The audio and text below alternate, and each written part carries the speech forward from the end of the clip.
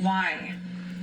And that's motivated by a genuine motivation to understand, to learn, to prevent in the future.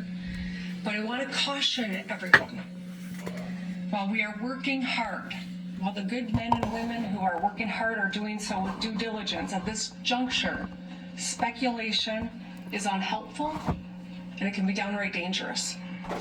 So I just ask that people lower the temperature of rhetoric.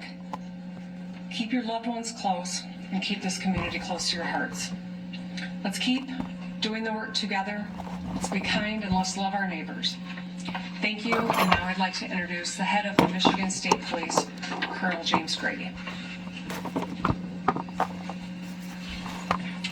Thank you, Governor, and good afternoon. Now, this community has been greatly impacted by yesterday's events. We are offering our deepest condolences to those affected by this tragedy. This horrific event is something that this community has never experienced. It is important at this time that we come together to support one another in this time of grief. We're all experiencing this. We stand ready and willing to assist both our local and federal partners with any additional needs as this investigation continues. Every time there's an event as big as this or similar to this and it winds up on the news, this is affecting each and every person's life, regardless whether you want to say that it happened in my backyard or in my community or in my town or in my city or in my state. It's affecting all of us. Please open your eyes to what is going on. Continue to investigate the officer-involved shooting and work alongside our federal and local partners.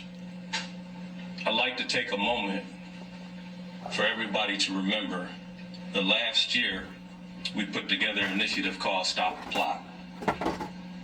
While we are committed to keeping our community safe, we also need your help. Again, it takes everybody. 53% of mass attacks leave a trail of clues leading up to them. And 2/3 of mass attackers elicited behavior that caused concerns. So we are asking our communities to stay vigilant, and if you see something suspicious, please contact local law enforcement or 911 immediately. We will keep the family in our prayers here at MSP as they continue to cover and we work together. Thank you for your time. Next up, we will have from the ATS, thank you. We will have ATS Special Agent in Charge for Michigan, James Deere. Good afternoon. My name is Jim Deere with ATS. The suspiciousness that we see as sovereign citizens of America is that our laws is failing because of the liberal attorneys and liberal judges that no longer want to pursue the law in the way that the law is supposed to be pursued. If you got facts, you beat the desk talking about the facts. If you got the law, you beat the law. You beat the desk pertaining to the law.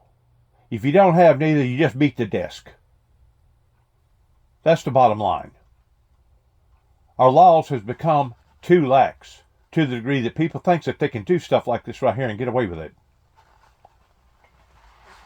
And until our law men and our laws stiffen their approaches, they're going to continue to get worse and worse and worse. Travel by the church. Those roads have been blocked off and access is controlled. While that might be a little disheveling for folks, that we need that scene security for our investigators as they dig out this scene. In other words, a little too late. Yeah. At the improvised explosive devices that were recovered during this investigation, and looking towards that end as well. I need to introduce the acting special agent in charge for the FBI of Detroit, Michigan, Ruben Coleman.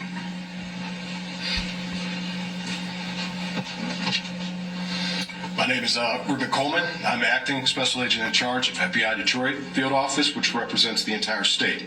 At this time, we wanted to provide an update on our investigative efforts regarding yesterday's tragic shooting at the Church of Jesus Christ of Latter-day Saints in Grand Blanc, Michigan. First, I want to express my gratitude for all the cross-agency collaboration between our federal, state, and local partners.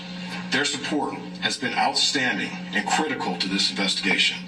Day late and a dollar short, don't you think? You to work through this. As I mentioned yesterday, the FBI is investigating this as an act of targeted violence, and we are continuing to work to determine a motive. In the past 24 hours, our investigative squads and specialty teams have been out all night, exhausting leads, some of which have been coming in from the public via tips. Our special agents, victim specialists, child advocate forensic interviewers, and local partners have interviewed over 100 victims and witnesses to date and are continuing to interview individuals as we speak. Our Evidence Response Team, or ERT, which is a specialized team of special agents, intelligence analysts, and professional staff, are trained to process crime scenes and collect evidence. They were out all night and continue processing the scene as we speak. Our field office has stood up national equities for support.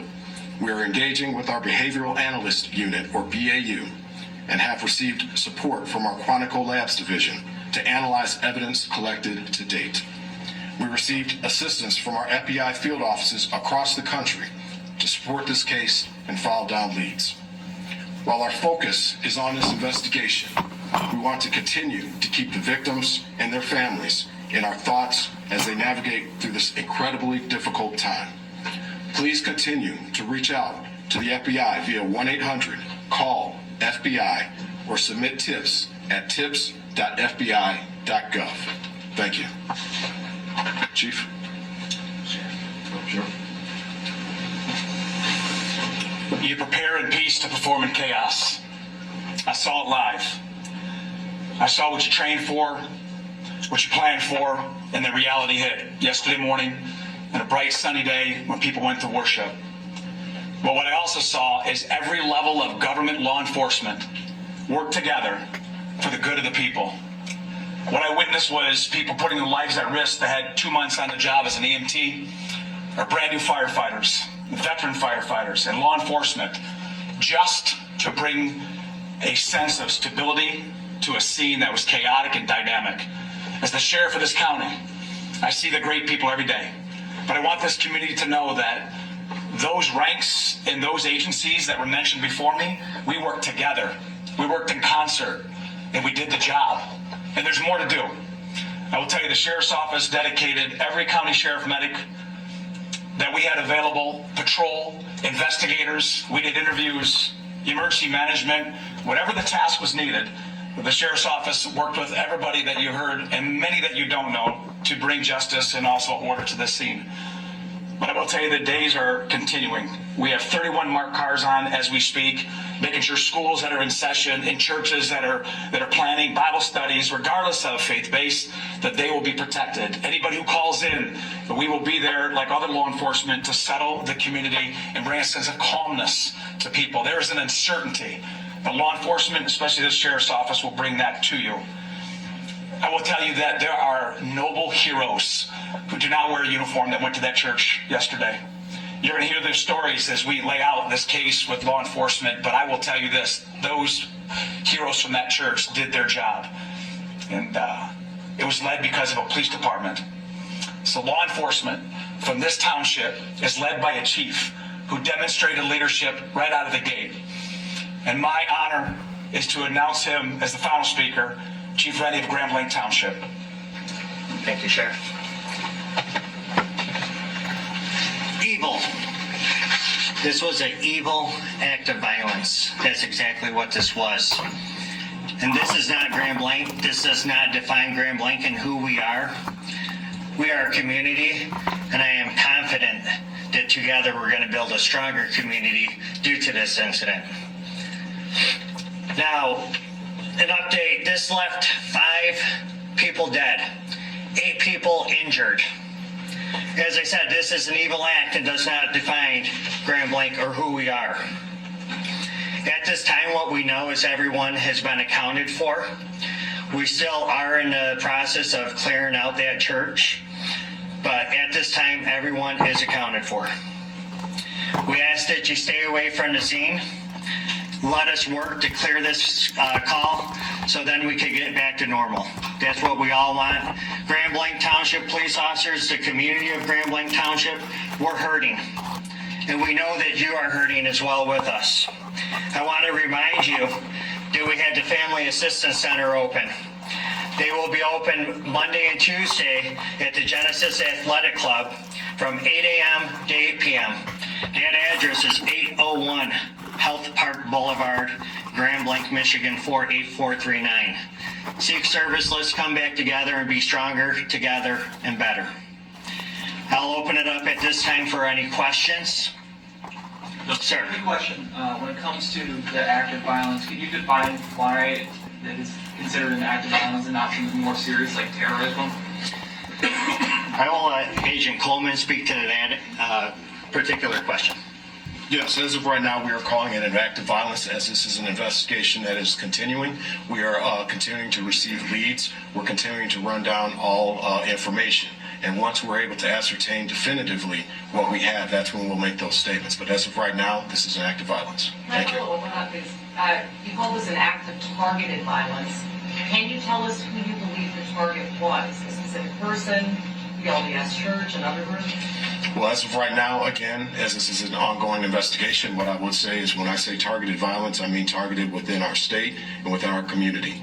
Right now, what we are here for are the families and the victims, and we're going to work diligently in order to make sure we can bring closure for them as well. So can you just Speaking about clarify the motive, there was some chatter that the suspect's ex-girlfriend was a Mormon or something of that nature, chatter online about that. Is that something that you can speak to or any possible motive? I'm going to speak out for the people in saying that the people feel targeted. We feel targeted of the fact that we hire these people and put them in these positions to protect us, and they are failing on a day-to-day, everyday level. We feel as if we are targeted due to the fact that they keep wanting to suppress the truth in just exactly how horrible that these intentional acts are. And there's no doubt, whenever somebody does something like this, they are targeting that person. And they base, a lot of times, the capital punishment off of the fact of, well, did that person intend to do that? The only time you can really say, and right now I'm talking about gun violence, the only time that you can actually say, did that person intend to murder that person, would be in the event of a major accident, either on the interstate, or let's say you accidentally run over some kid on a bicycle and you killed the child. You killed the child. Did you intend to do that? Odds are no. That's why they classify things as being an accident. But whenever you have a gun in your hand, or you take your automobile and run over a bunch of people or run through a building, there is no question that not only is the targeting there, but the intent is there. They intended to do harm. They intended to bring death and destruction into people's lives. So for people to start and I guess you'd call it whitewashing these events is another reason why that we're not seeing these events slow down, but rather we're seeing them intensify, is because these perpetrators that are doing this, these warmongers that are doing this, they know what the laws are in America, and they know that they've got probably just as strong of an opportunity of getting away and escaping the death penalty as they do towards getting the death penalty, based upon the wish-washiness and based upon the lackness of our laws. This is the reason why my brother and I, whenever I first moved back here in 2014, we made it a quest of putting up the cross in a downward position. Because the cross, first of all, has been misemphasized in people trying to glorify the cross. Well, I don't see people going around with hangman's nooses on their neck. I don't see people going around with electrical chairs on their neck. I don't see people going around with a death squad hanging around their neck. Why is that? Because the cross has been misrepresented in putting the cross with the righteousness of God's only begotten Son, which is two complete, totally separate deals. It wasn't until about, give or take, around 1,000 years after Christ come into existences and he descended back up into the heavens, is whenever people started taking the cross and hanging it on their doors or putting it on their inside their houses and basically trying to patronize the true identity of that cross, because that cross should be put in the same contents of an electric chair or a hangman's noose or a death squad or even a syringe towards seducing somebody chemically to the point that their heart blows up and they die. That's what the cross was during the time that cross killed Jesus Christ. And it wasn't necessarily the cross that killed Jesus Christ. That's kind of like looking at the gun. The gun didn't stand up on its own and kill somebody. But it's what represents the cross pertaining to the system being broken. Whenever the system is broken and you got lobbyists, or not lobbyists, but you got liberal attorneys and liberal judges out there that would rather put somebody into the category of, well, we'll give them life without parole. I just heard a case on the deal where Mr. Kirk got killed, Mr. Charlie Kirk got killed on live TV, and the prosecutor made a statement, if I'm not mistaken, I may be wrong, you can look it up. The prosecutor said, well, we don't want to put this person to death due to the fact that I don't want it to be a problem one day in me not making it into heaven and me not being able to be with Charlie Kirk. You know what? If you felt that strongly about your faith and where you stand with God Almighty, maybe you shouldn't have been a prosecutor. Maybe you should have stayed out of the court arena pertaining to our judicial justice system. If that's what's hindering people from doing the right thing, I think God will judge them in accordance towards the job that the people has given them and them not fulfilling their duties pertaining to derelict. Now, this individual has run his truck into a church building. He has injured 8 and killed 5. I don't know if 1 or 2 of them may have gotten run over and died that way, but as soon as he got out of the truck, he started shooting. He started shooting the very people that was running after him. And I'm thinking that one of the 5 are the individuals, the perpetrator that done this kind of act. That's what I'm thinking. I don't know that for a fact now. But the people that was trying to rescue this guy, thinking at first that it was an accident, was the very ones that was being killed. They was being shot. Why, this guy has all these people suffering around him and him getting a bunch of gasoline and start throwing it all over the building and ignites it. That's what happened here. In addition to another event that happened in North Carolina on the coast pertaining to a guy that I guess started shooting in a marina bar. Maybe somebody got a little fresh with somebody that shouldn't have got fresh with somebody, or maybe there was some jealousy going on or something. Or maybe the bartender demanded for a tip and he didn't tip him. I don't know what was going on there, but the fact of the matter is, I think there was 3 or 4 people that got killed. I don't know how many got injured in that event. This all happened this weekend. So now it's coming in twos in these waves. And my question is, what's next? Is it going to start coming in threes? Is it going to start coming in fours? Is it going to start coming in fives? Because the fact of the matter is, we have been hinging very, very closely in other people other than the sovereign citizen of America in looking at this towards, my God, they got civil war on their streets. Of course, we're not the only ones that have civil war on our streets or something that's hinging on civil war.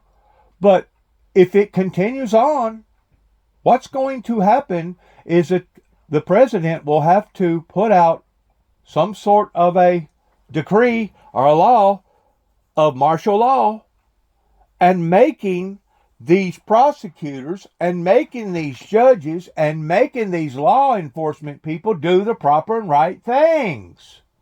Just to be able to prove a point that our laws is not to be mocked, our laws is not to be questioned, our laws is not to be played with. And of course, going back to my particular situation, whenever you have people that would rather focus in on their time towards wanting to analyze or scrutinize somebody such as myself in all this devoted time, especially whenever they planted a bomb in the back of my truck out in Oklahoma City, Oklahoma in 2009, and basically put me on a national watch list to the degree that it didn't matter if I was going to a job, it didn't matter if I was trying to rent a storage place, it didn't matter if I was going to a church, it didn't matter if I was going wherever. I was being scrutinized by various people that heard or had the wrong ideals about why that I ever went to Mount Carmel, Waco, Texas, and why I ever went to Oklahoma City, Oklahoma, in discovering the things that I discovered and revealing them to the people. They was questioning my intent. They was questioning my motives. And that's what they've been doing all along ever since I stood out into the eyes of the general public with the windmill, beginning with the Jubilees Windmill Ministries, that I changed later on to basically the Windmill Jubilee, Jesus Christ Jubilees Windmill Ministries. They have been questioning my motives all along. Why? Because they're mixed up. They don't know good from evil. They don't know evil from good. And people put more emphasis on the latter part of Revelation chapter 6, verses 3 and 4 than they did the first part of being able to take peace. You have to have peace upon the earth to be able to take peace from the earth. Now, they was focusing more on the latter part, where they shall kill one another, more so on the first part. And because of it, they was putting me in the same category as the subject matter in which what I was teaching. And I wasn't just teaching that. I was teaching love. I was teaching grace. I was teaching mercy. I was teaching divine healing. I was teaching about all the characteristics that it talks about pertaining to the traits that goes along with the Holy Spirit. I was teaching God so loved the world that he gave his only begotten Son, that whosoever believeth in him, not Dennis Jackson, not the Windmill Ministries, but Dennis Jackson, not any other entity out there, but whosoever believe in the Lord Jesus Christ shall be saved. Why is that? Because the Bible says that God prefers for all to be saved and that none shall perish. But there has to be a limitation on whenever it comes to fleshly, worldly grace versus spiritual mercy. We have become so merciful here in America pertaining to our laws that now I guess you can get out here and basically do whatever that you want to do to whoever that you want to do it to. And as long as you got some sort of a crackpot judge and a crackpot attorney in your corner, you can basically you won't necessarily get off or get away with murder, but you won't get the degree of punishment that what you deserve. And that's where the people are rising up and seeing that we have become victims. And whenever it comes to this affecting our lives, this is affecting all of our lives. Every time we see bloodshed, every time we see pastors water down the gospel, every time we hear of political affairs being watered down, oh, we'll just give them life in parole, or little Johnny peed in the bed, and this psychiatrist says that he wasn't within his right mind in knowing what he was doing during the time that he was doing it, and we should give him life without parole versus capital punishment. That is a bunch of BS. These are part of the blinders that the devil has placed upon the people's lives, or placed upon people's eyes, to the degree that they don't see the true intent. And whenever they look for a motive, what deeper motive is there other than this person is rendering under the influence of evil? Evil is out to kill, steal, and destroy. The Bible's very clear about that. And that evil is a deceiver, and that evil has deceived the nations in where we are right now, especially America. I've never seen our laws be so lax, and to the degree that they're attacking people such as myself or Al Gore or other people that want to stand true to the laws of the facts in Christ, but yet no, they're still wanting to attack those that are striving towards the ways of righteousness. And I've never said that I was perfect, and you'll never hear me say that I'm perfect, because I know that I'm not perfect. I'm still in the flesh. That's the reason why Jesus said that he wasn't perfect. Whenever they come to him and said, good master, and Jesus said, there's not but one that's good, and that was the Father, in the spiritual sense. Because why? Because Christ knew that he was in the flesh, and that the flesh has a way of reeking into a sinful state, because that's the characteristics of mankind. Now, I can't be any more adamant than what I'm talking right now. And it really makes me think that I'm only just spilling words into the air, because I don't see no ground results in a true movement against all this evil. And there's different forms of evil, just like there's different forms of good. But whenever it reaches the point that you are intending to do harm to a person, it's one thing to be engaged in an accident, and out of the accident, somebody winds up getting killed. Even at that rate, if they can prove that you was drinking, now it changes from being an accident to vehicular homicide. Why? Because you shouldn't have been under the wheel. That's why. And it's getting to the point now that they can scrutinize whether or not you was distracted by talking on your phone or something else going on, of saying, well, this person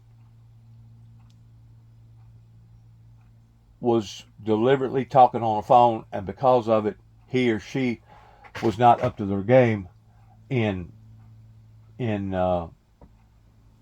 driving, and because of it, rather than it look like an accident, now it reaches a point of gross negligence, or maybe even vehicular homicide. There's different degrees of everything. How come we can micromanage automobile accidents to that degree, but whenever it comes to somebody out here with a damn gun, or somebody that wants to drive their automobile over a large amount of people, or drive it off into a building, how come we can't see that as what it truly is? It's heinous. It's evil. The intent is to bring harm and hurt and destruction into people's lives.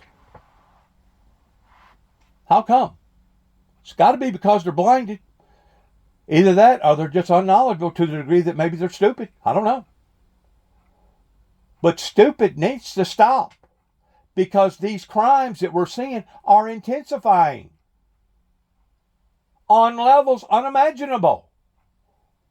And eventually, if the government or the people to the government cannot control their own affairs, that's whenever the Father will step in and he'll control them for us. And if you think you're seeing grief and destruction right now, you don't want to be left down here during the 7-year tribulation period, my friends. Because if you think that Satan is having a heyday right now towards ruling and bringing all these evil occurrences into people's lives, which he is, you hadn't seen evil that's going to be reeking across the land during the first part of the 7-year tribulation, much less the last part of the 7-year tribulation. You ain't seen evil. You don't even know how to even begin to fathom the things that I'm talking about, that you don't want to be left down here, because at that point in time, people will literally, physically be not some sort of a metaphor, not metaphorically speaking, but literally, they will be wanting to die, crying for the rocks to fall upon them, and death will flee from them at this point in time. You know why? Because they're going to get what they rightfully deserve. And even if you cut somebody's head off, they're still going to live according to the way that I understand the Bible. That's whenever your zombies or your Walking Dead or all them other gory movies out there that try to put ideals into people's heads. Those things are actually going to occur. Now, you can call them science fiction if you want to. You can say, oh, no, that ain't never going to happen. We're not going to see the Walking Dead. We're not ever going to see the zombie type scenarios happening on the planet. Hang around and miss out on the first global resurrection. And I promise you, if you live long enough, you will see the very things that Hollywood has created. We got to leave it there. Thank you for taking time with us. Thanks, General. Appreciate it. Yeah, sure. Yeah, great talking to both of you. Thank you.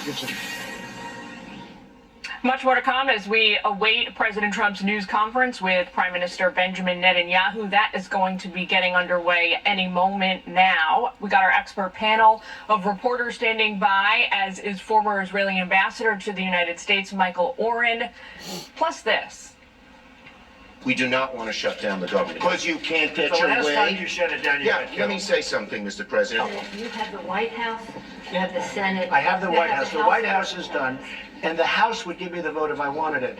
But I can't because Well, I you need, can't. Nancy, I need 10 votes from Chuck.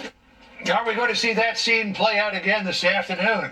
Shut down standoff. Can Congress and President Trump find common ground to avoid a government shutdown? It's a cruel joke, is what it is.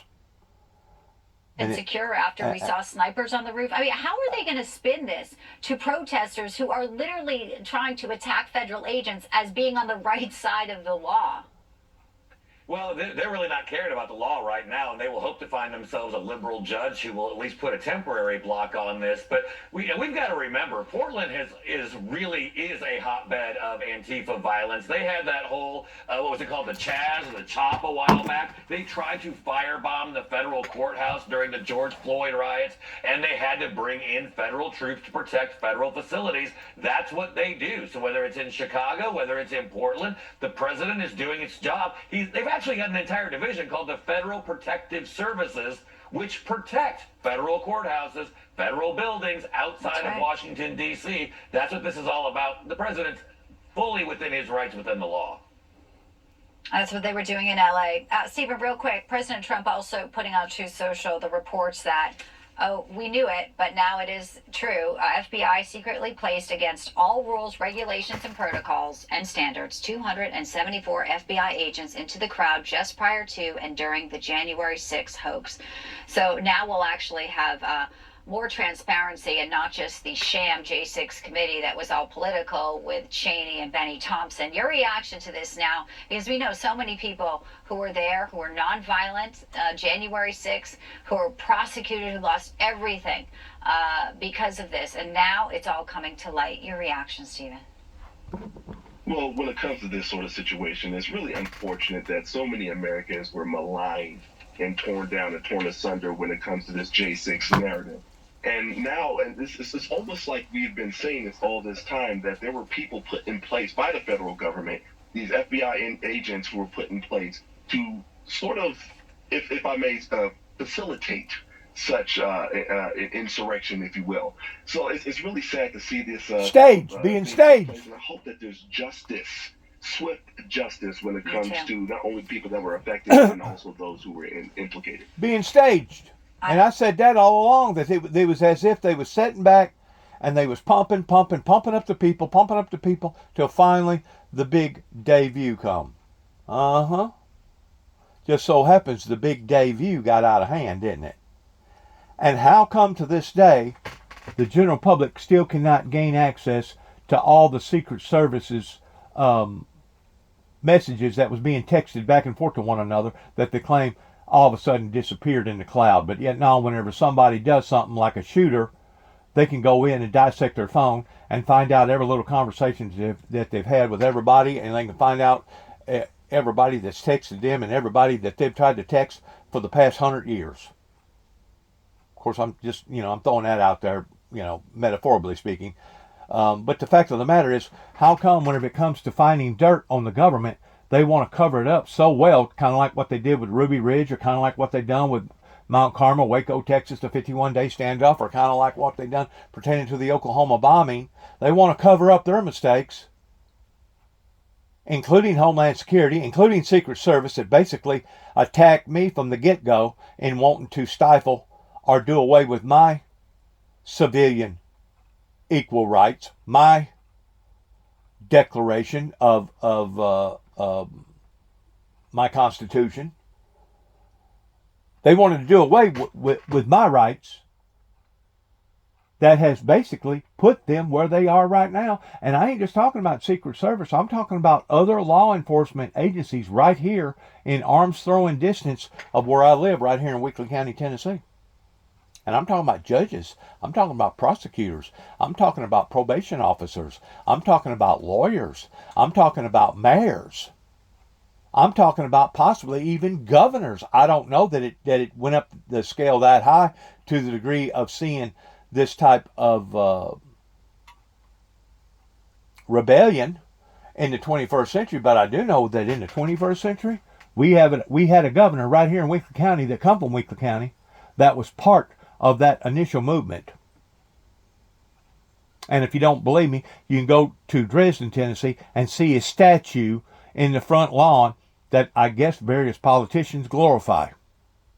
I guess they glorify this individual that was a part of that movement. Well, look what that movement has now done. Whenever I look at the good side towards what that individual done in widening the roads and making the roads better in all these areas, because back then, before he become governor, the roads was dilapidated and very dangerous, and most of them needed fixing. Of course, today they need fixing again because they wear out, or something going on with the moisture content towards them not lasting. If you look at the good side of that, yes, it made traveling easier, it made traveling safer, and if you'll add that with the new modernization of the automobiles today, that it used to take 45 minutes to go 20 miles, now we can go 20 miles in less than 15 minutes. In the process of doing that, you dilapidated your little mama papa stores, your little mama papa businesses that used to solely depend upon the public for their livelihood. And now, because it's so easy to get in an automobile and drive an extra 20, 25, 30 miles, because you can do it in almost half the time what you could back 35, 40 years ago, you have overexceeded what the good foundation of your communities was based around, which was what? Commitment, trust, loyalty. You violated all that. Because now it's much easier to get in your automobile and drive 1,000 miles an hour to go an extra 15 miles to get all your supplies than it is to be loyal to that particular grocery store or be loyal to that particular business that was in that area that was trying to devote itself towards bettering the people, the needs of the people, regardless whether you was selling shoes or selling case knives or selling whatever, eggs. It didn't matter. I mean, so many people in the country areas don't have chickens. You know why they don't have chickens? What good is it going to do to have chickens unless you got a big family? That if you're going to raise chickens to start selling eggs to the public, odds are they're not going to stop at your house anyway. You know why? Because they rather go on down the road to the big giants and be committed to them than they are committed to the little mama papa businesses. And you can't tell me that selling eggs, whenever I was only, I guess, 10 years old or less, that I wasn't being familiarized with a business. It was costing us X amount of money to buy the little chickens or get the little chickens or raise the little chickens, to feed the little chickens.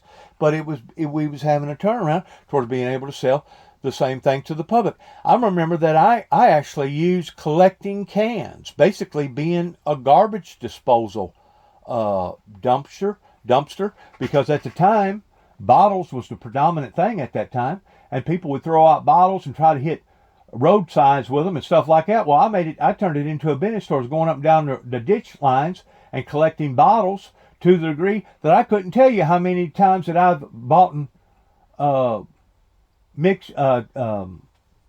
Dew drinks and Snickers candy bars off of stuff that people was willing to throw away. They was willing to throw that money away because it was 10 cents deposit on each bottle.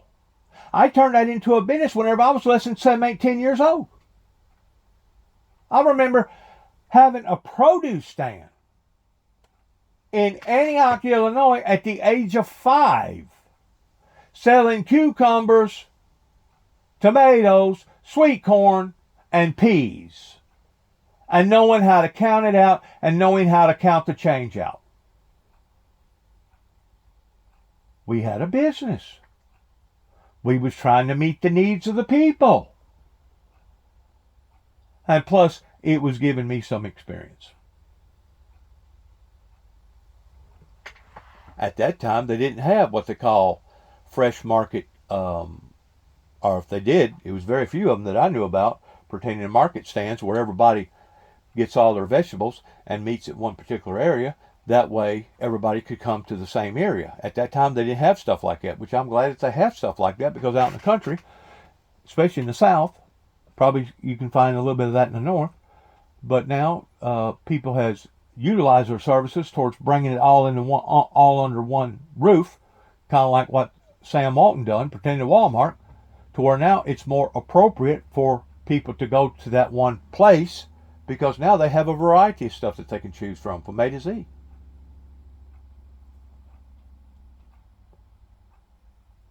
Please do not take these things lightly, that the big conglomerates has come in and tried to reform us pertaining to our way of life, just like the insurance companies. The insurance companies started imitating America after the Civil War, started imitating America by coming over here to various places in Europe or whatever, Mutual of Omaha, Liberty, and all these other different insurance money people coming over here, brainwashing us towards saying, well, you don't have to depend upon your neighbor to be a good neighbor in case your house gets blown away. You just have to depend upon us. If you'll give us this amount of money and we'll make this agreement, if something happens to your house, Mr. Jones, we'll take care of you. We'll see how that they've squandered and lied about that. Nowadays, they'll only partially take care of you. Well, you didn't have it in writing. Well, instead of it being wind that created a 30-foot tidal wave, because you didn't have flood insurance, we ain't got to pay you a dime. I have never in my life seen so much hypocrisy that's happening with not only our laws, but with our agreements, with our trust, with our promises, with our commitments. I've never seen it like it is today. And to be quite frank with you, in a preposterous, pathetic, immoral way, in some cases, I can understand the reason why that the people are lashing out right now and responding the way that they're responding. Because why? Because the system is broken. The cross has been broken. that originated from the Roman Empire pertaining to how that they was going to punish people that deserved capital punishment. Well, whenever you start dissolving those things and compromising on those things, then you're going to have whiplash. You're going to see the consequences of that. And we're seeing it more and more and more every day. But the thing that makes me sick is that you got good people out there trying to do really outstanding good things. Regardless whether it's Al Gore or regardless whether it's some of your straight line preachers preaching the message that they should be preaching, or people trying to live the life that they should be living, but yet no, society hates them. We hate that. We hate those type of people. Why? Because they're actually trying to help us. Well, see, if you have a demented mind and a demented heart, a corrupt heart and a corrupt mind, you're not going to see these people as them trying to help society. You're going to see them as them trying to hurt society. But yet no.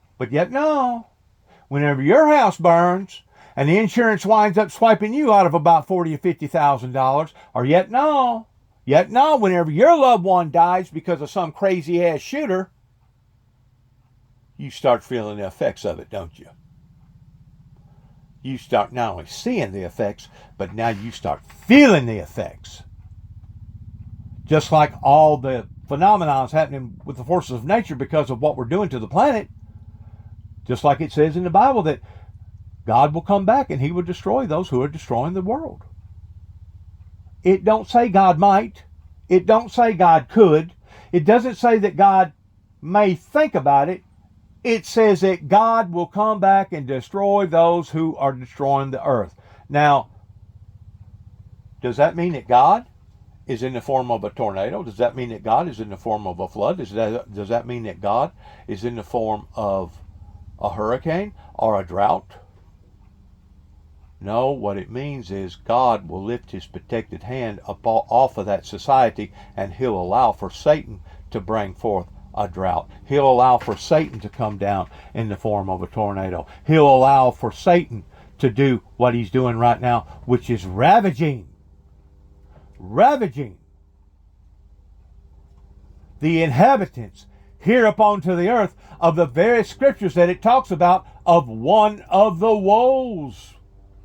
And if you think that you're seeing hardship, in which you are, pertaining to the first woe, wait into the second woe. And better than that, wait into the third woe or the fourth woe, because they intensify. They intensify and they get greater in intensity. And once more, these are part of the sorrows. It doesn't say that these are part of the happy moments in the Bible. It doesn't say these are part of the justifications in the Bible. It says these are the sorrows. Why is it sorrowful? Because God would rather us either be hot or cold. He would prefer for us all to be hot, that none would perish. But because he knows that we're not going to do that, he said that he would spew thee out of thy mouth. People need to wake up.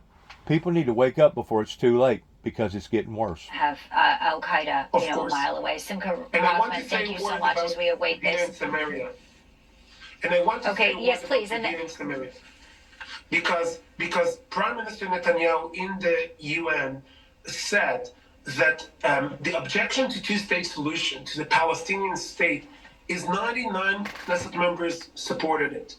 Last July, this July, we passed a resolution with the support of about 80, two-thirds of the Knesset, coalition and opposition, saying that Israeli sovereignty in Judea and Samaria should be applied. This is an agreement in Israel.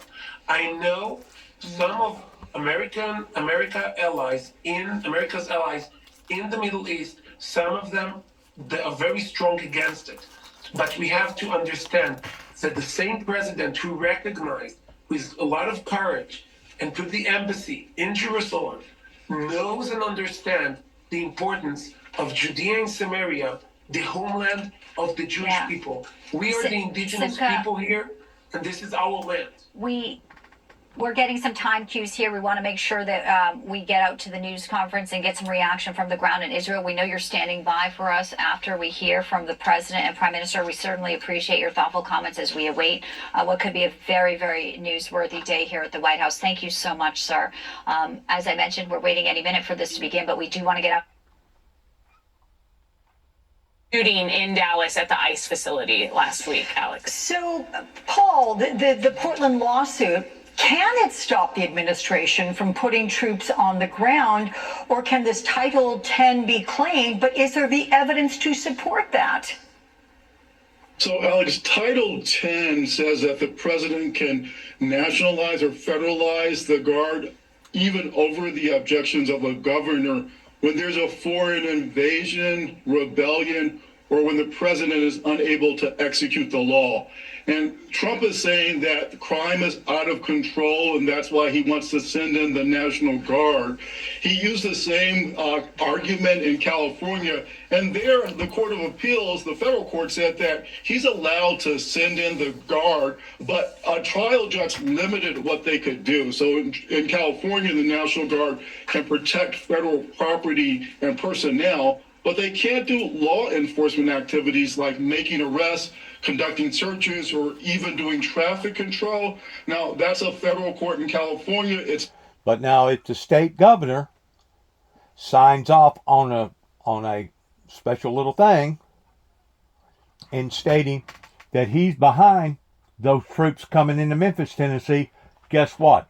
That changes the whole criteria, and now those same troops that they're talking about that don't have the right, now they do have the right to make civil arrests and writing out tickets, ticketing people, and having them arrested. How can the people continue to keep voting in the people that are only playing games with other people's lives and are not really concerned about true safety and security? I've used the illustration before pertaining to that show called Survival, that at the end of the survival deal, they all get together and they vote one particular person off the island. And I guess they keep on until there ain't but one person left. Well, it's kind of difficult to vote the people off the island because the people on the island, or the people on the island are connected with the people that own the island. This is where you have different tiers of justice, and this is where our tiers are being compromised, because the first tier, which is the federal government, exceeds all the other tiers.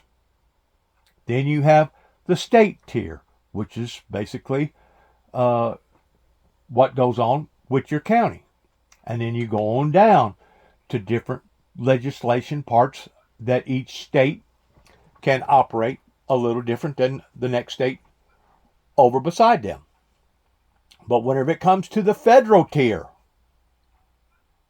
there should be no doubt in who has the proper authority to exceed above and beyond all the other tiers. And for some reason, that's not resonating. For some reason, that is not resonating with these people that gets voted in to these positions, regardless whether it be mayors or governors or judges or sheriffs or whoever. For some reason, that ain't resonating with these people. Just like these sanctuary towns and these sanctuary cities and these sanctuary judges and these sanctuary states, that is a defiance against the very system that they're supposed to be supporting. Once more, based around that first tier, that federal tier. And whenever those people go to doing that, they're aiding and abetting criminals. And it wouldn't be no different if it was a criminal that was over here illegally, and they know that they was over here illegally, or if it would have been a criminal that just got through committing murder, and they was trying to cover up that person's murder or trying to protect that person. Wouldn't matter. Aiding and abetting means aiding and abetting. Now all of a sudden you become an accessory to the crime. How come that ain't taught properly in America? Don't know. It's got to be a deliberate act of defiance, because you can only go so far with pleading the fifth, and you can only go so far whenever it comes to pleading insanity. Whenever proof is in the pudding and the proof is out there pertaining to the facts, once more, if you got the facts, you beat the desk while you're promoting the facts. If you got the law, you beat the desk while you're promoting the law. And if you don't have neither, then I guess you just beat the desk. Just to be beating the desk because you're angry. Well, people are tired of being angry. People are sick of this. They're sick of seeing the hurt and the harm and the destruction that's happening to people's lives, because they know it's just a matter of time before, guess what? Coming near a neighborhood near you, it's just a matter of time before they're going to have a loved one that's going to wind up impregnated by an unreformable dope fiend. It's just a matter of time before somebody's going to wind up going into their classroom and possibly injuring or killing one of their grandchildren. And even if the grandchildren don't actually get harmed physically, they're still being harmed psychologically and emotionally. This is a rampant disease. It's just like a cancer right now that is spreading across the land. It is an infliction. And until the true Christians stand up in trying to stop this and recognizing this, it's only going to spread even further. And if you're in power to protect the people pertaining to their safety and the well-being, and if you can't do your job, you need to be booted out, voted out, kicked out, or laughed out. One or the other, for dereliction, because you have not done your job accordingly. God bless America, God bless our troops, and good luck to all of us. Heaven, please help us all in our endeavors towards which way we go from here. Shalom.